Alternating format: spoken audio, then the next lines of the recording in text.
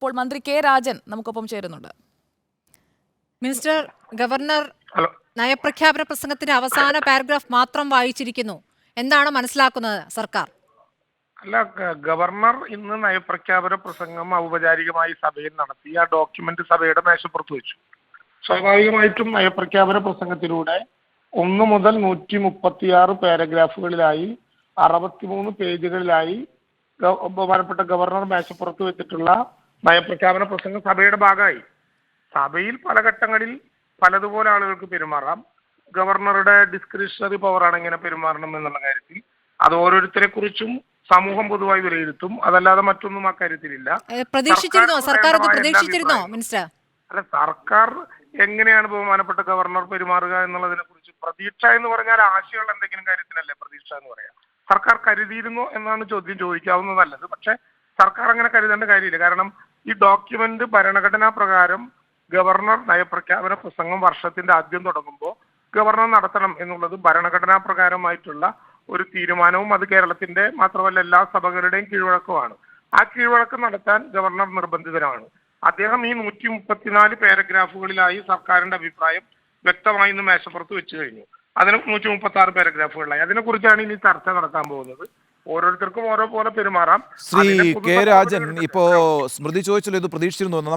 ഞാൻ പറയുന്നൊരു കാര്യം എൻ്റെ മനസ്സിലാക്കലാണ്. കഴിഞ്ഞ ദിവസം അദ്ദേഹം ചെന്നൈയിലായിരുന്നു, ആരിഫ് മുഹമ്മദ് ഖാൻ ചെന്നൈയിലായിരുന്നു.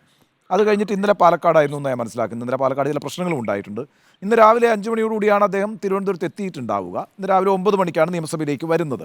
അപ്പോൾ അദ്ദേഹത്തിൻ്റെ ഈ കഴിഞ്ഞ ദിവസങ്ങളിലെ ഷെഡ്യൂൾ നോക്കുകയാണെങ്കിൽ ഈ ഒരു സംസ്ഥാനത്തെ നിയമസഭാ സമ്മേളനം നടക്കുന്ന ദിവസങ്ങളിൽ അതിൻ്റെ തലേദിവസമൊക്കെ തലസ്ഥാനത്ത് ഇല്ലാതിരിക്കുക എന്നൊക്കെ പറയുമ്പോൾ ഇതൊരു പ്രീ കൺസീവ്ഡ് ആണ് ഈ നീക്കം എന്ന് പറയുന്നത്. വേണമെങ്കിൽ അങ്ങനെ വിചാരിക്കാം. തീർച്ചയായിട്ടും ഞാൻ അങ്ങനെ ആ കാര്യത്തിൽ ഞാൻ പറഞ്ഞത് ഭരണഘടനാപരമായി ഓരോരുത്തർക്കും നിർവഹിക്കേണ്ട ചുമതലകളുണ്ട്. അത് നിർവഹിക്കലാണ് ഏറ്റവും നല്ലത്. അത് നിർവഹിക്കാൻ ചിലര് ദീർഘമായിട്ടുള്ള ഹോംവർക്ക് നടത്തും, ചിലര് നേരിട്ട് ആ കാര്യത്തിലേക്ക് ഏർപ്പെടും. 36 ദിവസം കേരളത്തില് നവകേരള സദസ്സ് നടന്നപ്പോൾ റിപ്പോർട്ടർ എല്ലാ ദിവസവും ഒരുമിച്ചുണ്ടായിരുന്നു. ഒരു ഫയല് പോലും മന്ത്രിമാരുടെ മുമ്പിൽ കെട്ടിക്കിടക്കാതിരിക്കാൻ ഞങ്ങൾ ചെയ്തൊരു ഹോംവർക്ക് ഉണ്ട്. രാത്രി 6 മണിയുടെ അവസാനത്തെ യോഗം 8 മണിക്ക് തീർന്ന് ഭക്ഷണവും കഴിച്ചാൽ രാത്രി ഏറെ നേരം നീണ്ടു നിൽക്കുന്ന ഇടപെടലുകളിലൂടെ ഫയലുകൾ തീർപ്പാക്കി ഓൺലൈനായി സമർപ്പിക്കുന്ന ഒരു രീതിയുണ്ട്. അത് ഞങ്ങൾ സമൂഹത്തിനോട് കാണിക്കുന്ന ഉത്തരവാദിത്വമാണ്. സർക്കാരിനോട് മാത്രമല്ല, കേരള ജനതയോട് ബഹുമാനപ്പെട്ട എക്സിക്യൂട്ടീവിന്റെ ചെയർമാനായിട്ടുള്ള ഗവർണർ നടത്തേണ്ട ഉത്തരവാദിത്വം അദ്ദേഹത്തിന് നടത്താനായോ എന്ന് കാലം വിലയിരുത്തും. അത് കേരളത്തിന്റെ പൊതുസമൂഹത്തിന് മനസ്സിലാകും. ഒരു കാര്യം കൂടി ഇപ്പോൾ ഗവർണർ നിയമസഭയിലേക്ക് വരുമ്പം അങ്ങ് സൂചിപ്പിച്ച പോലെ അദ്ദേഹത്തിന്റെ ഭരണഘടനാപരമായ ഉത്തരവാദിത്വം നിർവഹിക്കാൻ വേണ്ടിയിട്ടാണ് വരുന്നത്. പക്ഷേ കേരളത്തിൽ നേരിടേണ്ടി വരുന്നൊരു പ്രശ്നമുണ്ട്. അത് ഭരണത്തിന് നേതൃത്വം കൊടുക്കുന്ന പാർട്ടിയുടെ വിദ്യാർത്ഥി സംഘടന അദ്ദേഹത്തിനെതിരെ കരിങ്കൊടി കാണിക്കുന്നു, അദ്ദേഹത്തിൻ്റെ കാറ് അതിനടുത്തേക്ക് എത്തുകയും കാറിൻ്റെ ചില്ലടിച്ച് തകർക്കുകയൊക്കെ ചെയ്യുന്നു എന്നൊക്കെ പറയുന്നൊരു സാഹചര്യം നിലനിൽക്കുകയാണ്. അപ്പോൾ അങ്ങനെ ഒരു സാഹചര്യം നിലനിൽക്കുമ്പോൾ ഗവർണർ വളരെ വാമത്തോടുകൂടി നല്ല ഹൃദ്യമായി പെരുമാറുമെന്ന് പ്രതീക്ഷിക്കാൻ കഴിയുമോ? ഞാൻ പറഞ്ഞത് എന്തുകൊണ്ടാണ് ഒരു വിദ്യാർത്ഥി സംഘടന അദ്ദേഹത്തിന് കാറൊന്നും അടിച്ചു തകർക്കുന്ന ഒരു നിലപാട് എടുത്തിട്ടില്ല. ഒരു വിദ്യാർത്ഥി സംഘടന ജനാധിപത്യപരമായ പ്രതിഷേധം ഉണ്ടാക്കിയത് എന്ന പ്രശ്നമാണ്. അതിന് കാരണക്കാരനായി മാറിയത് അദ്ദേഹത്തിന്റെ തന്നെ നിലപാടുകളാണ്. ആ നിലപാടാണ് ചർച്ച ചെയ്യേണ്ടത്. ആ നിലപാട് അദ്ദേഹത്തിന് ശരിയാണെന്ന് തോന്നുന്നുണ്ടെങ്കിൽ ആ നിലപാട് എടുക്കാനുണ്ടായ സാഹചര്യം അതാണല്ലോ പൊതുസമൂഹത്തിന്റെ മുമ്പിൽ വിശദീകരിക്കേണ്ടത്. കേരളത്തിന്റെ നിയമസഭ, ഞാൻ ചോദിക്കുന്നത്, കേരളത്തിന്റെ നിയമസഭ പാസാക്കിയൊരു ബില്ല് ഹോൾഡ് ചെയ്യാനും റിജക്റ്റ് ചെയ്യാനുമുള്ള അധികാരം അനുച്ഛേദം 200 പ്രകാരം അദ്ദേഹത്തിനുണ്ട്. 4 അവകാശങ്ങൾ അനുച്ഛേദം 200 പ്രകാരം അദ്ദേഹത്തിനുണ്ട്. അതിലൊന്നുപോലും നിർവഹിക്കാതെ ഇത് കോൾഡ് സ്റ്റോറേജിൽ എടുത്തു വെക്കുന്ന ഒരു നിലപാട് ബഹുമാനപ്പെട്ട ഗവർണർ കാണിക്കുന്നത് ഭരണഘടനയോടുള്ള നിരുത്തരവാദിത്തപരമായിട്ടുള്ള സമീപനത്തിന്റെ ഭാഗമല്ലേ? അങ്ങനെ ഒരു ഗവർണർ പെരുമാറാൻ പാടുമോ? കേരളത്തിലെ വിദ്യാർത്ഥി സംഘടനയോ മറ്റാരെങ്കിലോ ഏതെങ്കിലും വിധത്തിൽ അദ്ദേഹത്തിനെ യാത്രയിൽ തടസ്സമില്ലാതിരിക്കാൻ മുഖ്യമന്ത്രിക്ക് കൊടുക്കുന്ന എല്ലാ സെക്യൂരിറ്റിയും കേരളത്തിലെ ഗവൺമെന്റ് അദ്ദേഹത്തിന് കൊടുക്കല്ലേ? എന്തെങ്കിലും ഒരു വീഴ്ച ഉണ്ടായോ?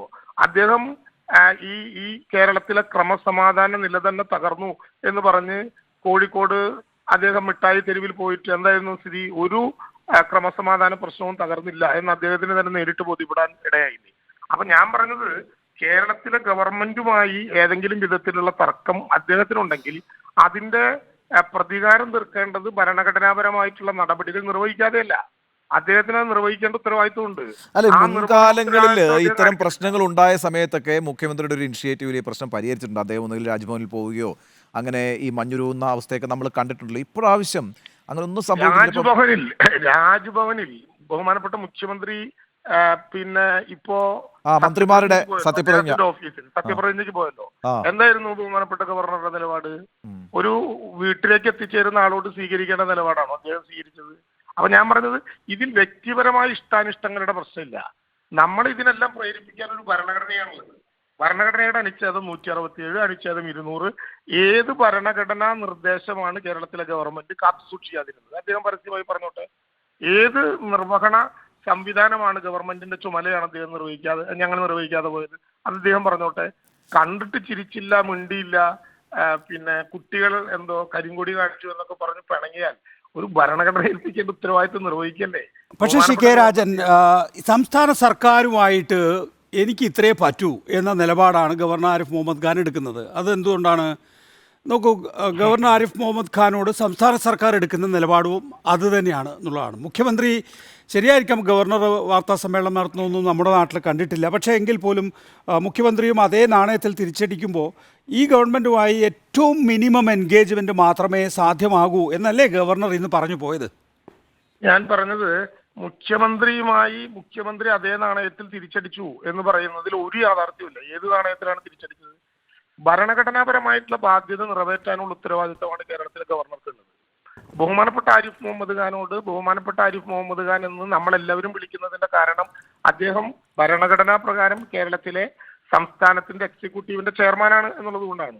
ആ ഉത്തരവാദിത്വം അദ്ദേഹം നിർവഹിക്കുമ്പോൾ അദ്ദേഹത്തിന്റെ ഉത്തരവാദിത്വ നിർവഹണത്തിൽ ഏതെങ്കിലും ചെറിയ തെറ്റോ ചെറിയ കുറവോ ഇല്ലാത്ത വിധത്തിൽ നോക്കാനുള്ള ബാധ്യത കേരളത്തിലെ ഗവൺമെന്റ് ഉണ്ട്. കേരളത്തിലെ ഗവൺമെന്റ് നിർവഹിക്കുന്നുണ്ടല്ലോ.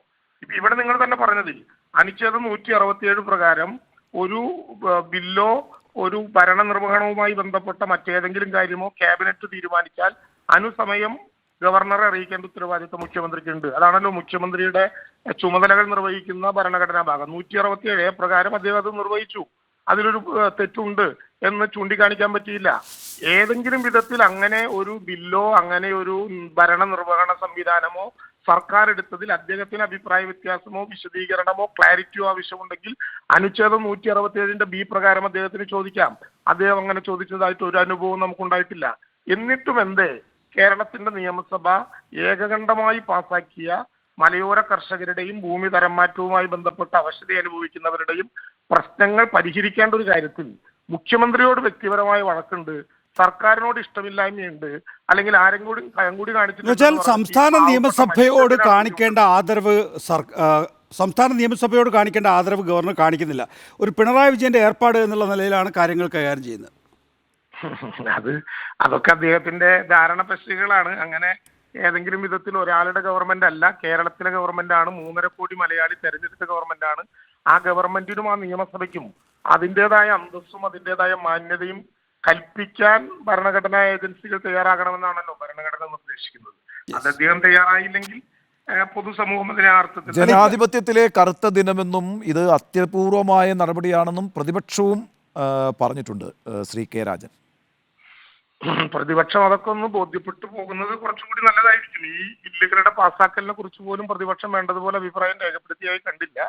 നിയമസഭയിൽ ഗവർണർ ഇത് അവതരിപ്പിക്കുക എന്നുള്ളതാണ് ഭരണഘടനാപരമായ ചുമതല.